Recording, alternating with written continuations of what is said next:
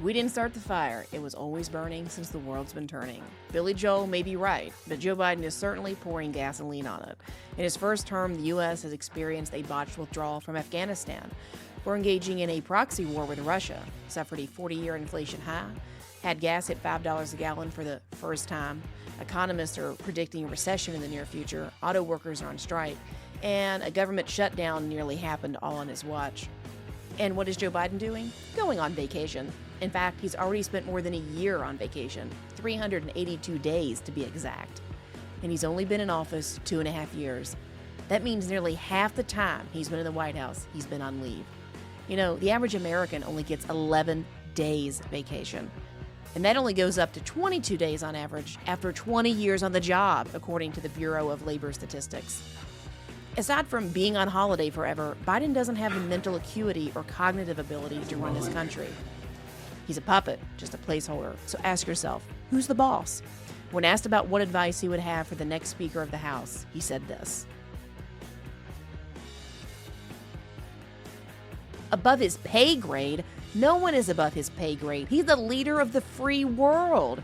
If he can't give leadership advice, who the can?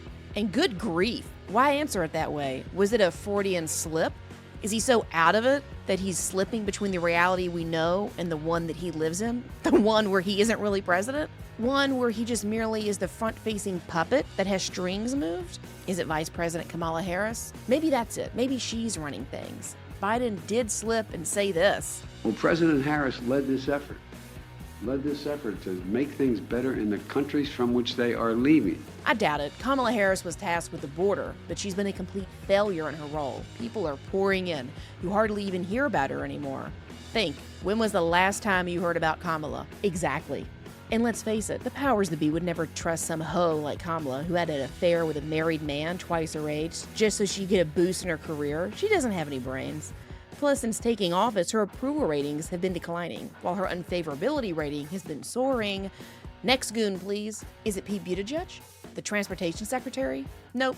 He failed with the East Palestine train crash. He blamed it on the Trump administration. In fact, he only went to East Palestine after Trump said he would be going. And let's not forget about his complete lack of competency over the mass cancellation of flights by Southwest last year. Over the course of 2 days during the holidays, 60% of the company's flights were canceled. Not only did he not know how to fix it, he was warned about these problems far in advance. 4 months prior to the debacle, 38 state attorney generals wrote to Congress. 4 months prior to the debacle, 38 state attorney generals wrote to Congress, claiming Buttigieg's agency, quote, failed to respond and to provide appropriate recourse to thousands of consumer complaints about airlines' customer service. But I doubt Petey was paying attention. You see, he took a month of paternal leave last year. In fact, a spokesperson for the Department of Transportation said, quote, for the first 4 weeks, he was mostly offline, except for major agency decisions and matters that could not be delegated. That's great that he adopted some kids, but some jobs you just can't take leave for a month. I mean, for most people, it's hard to even get a week-long vacation approved. And 2 weeks is downright near impossible. So little Pete is probably too lazy to run the country. Next goon? Obama? I doubt it, because when he was president, things weren't this messy. And besides, he looks like he's enjoying retirement too much. What about Attorney General Merrick Garland? Well, probably not. He's too busy raiding Trump's Mar-a-Lago home to be even pretending to run the country. Who else is up for grabs? The entire cabinet is a clown show. I mean, what has went right in the Biden administration so far? Or maybe, perhaps, we're just asking the wrong question. Maybe we should ask, instead of who is in charge, which country is in charge? Is it China?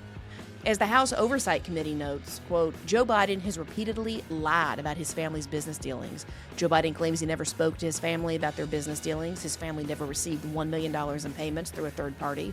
His son never made money in China. His son's dealings were ethical, and his son did nothing wrong. They go on to list 16 times that Joe Biden lied about his family's dealings over the years. But I don't know, is it China or another country? Or maybe a malevolent group of people operating in the dark, the deep state? You'll have to figure this question out for yourself, but things right now are as bad as they've ever been. Our president might have dementia, our vice president is MIA, the speaker is gone, and we have an interim one. Really, when you think about it, no single person is in charge. The kids are running the show, the inmates have taken over the asylum, the monkeys are loose in the circus, the mice will play while the cat's away. Whatever you want to call it, we're in a precarious position. What happens if we get into a war with Russia? Who's making those decisions? I can't tell you who is in charge, but I can tell you what happens when people lose their sense of purpose. As Proverbs 29:18 states, where there is no vision, the people perish. Thanks for listening, and be sure to tune in next Sunday night for an all-new episode. In the meantime, follow the Ladies Love Politics channel on TikTok, Instagram, Brighteon Social, and YouTube.